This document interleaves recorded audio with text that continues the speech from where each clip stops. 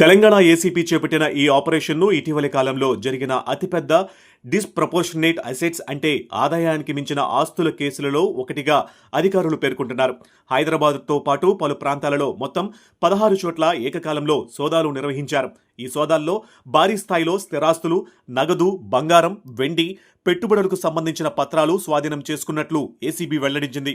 ACB వివరాల ప్రకారం DSP Bhimireddy పేరుతో లేదా ఆయన కుటుంబ సభ్యులు బినామీల పేర్లపై ఉన్నట్లు గుర్తించిన ఆస్తుల్లో హైదరాబాద్ ఇబ్రహీంబాగ్లోని వెసల్లా మెడోస్లో ఒక లగ్జరీ విల్లా, టెలికాం నగర్లో G+2+ పెంట్ హౌస్ భవనం, అదే ప్రాంతంలో మరో ఫ్లాట్, గచ్చిబౌలిలో మరో అపార్ట్మెంట్, తెల్లాపూర్లో 2 ఫ్లాట్లు ఉన్నట్లు గుర్తించారు. అంతటితో ఆగలేదు. మణికొండలో కమర్షియల్ కాంప్లెక్స్లో వాటా, మరో 3000 చదరపు అడుగుల కమర్షియల్ స్పేస్, ప్రగతి రిసార్ట్స్ సమీపంలో ఓపెన్ ఫ్లాట్, నాగోల్, పటాన్చెరు, వికారాబాద్ జిల్లాల్లోని మోమిన్పేట్ ప్రాంతాలలో పలు ఫ్లాట్లు ఉన్నట్లు ఏసీబీ గుర్తించింది. వ్యవసాయ భూముల వివరాలు కూడా అధికారులకు ఆశ్చర్యానికి గురిచేశాయి.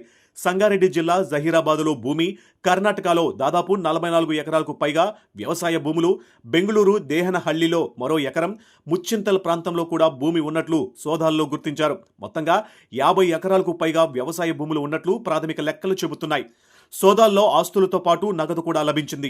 డీఎస్పీ నివాసంలో నగదు, బినామీ ఇంట్లో సుమారు 40 లక్షల రూపాయల నగదు, దాదాపు 2 కిలోల బంగారు ఆభరణాలు, 20 కిలోల వెండి వస్తువులు, బ్యాంకు ఖాతాల్లో సుమారు 20 లక్షలకు పై వరకు నిల్వలు గుర్తించినట్లు అధికారులు వెల్లడించారు. అంతేకాదు Shri Raghavendra rock sound minerals సంస్థలో 75 లక్షల రూపాయల పెట్టుబడులు పెట్టినట్లు కూడా దర్యాప్తులో బయటపడింది.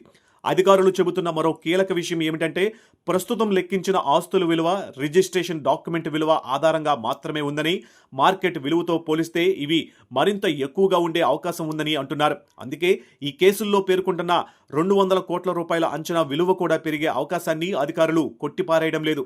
ప్రస్తుతం బయటపడిన వివరాలు సోదాల్లో లభించిన ప్రాథమిక సమాచారం మాత్రమే. ఏసీబీ దర్యాప్తు ఇంకా కొనసాగుతుంది. ఇది ఒక్కటే కాదు, ఇటీవల తెలంగాణలో అవినీతి నిరోధక శాఖ వరుసగా భారీ చర్యలు చేపడుతుంది. నిజామాబాద్ ఎక్సైజ్ అధికారిపై, షామీర్పేట్ తహసీల్దార్పై, సర్వే శాఖ డిప్యూటీ డైరెక్టర్పై, సస్పెండ్ అయిన ఓ అదనపు ఎస్పీపై కూడా అసమాన ఆస్తుల కేసులు నమోదు చేసి దర్యాప్తు కొనసాగిస్తుంది. ఇప్పుడు డీఎస్పీ కేసు వెలుగులోకి రావడం రాష్ట్ర వ్యాప్తంగా తీవ్ర చర్చకు దారితీసింది.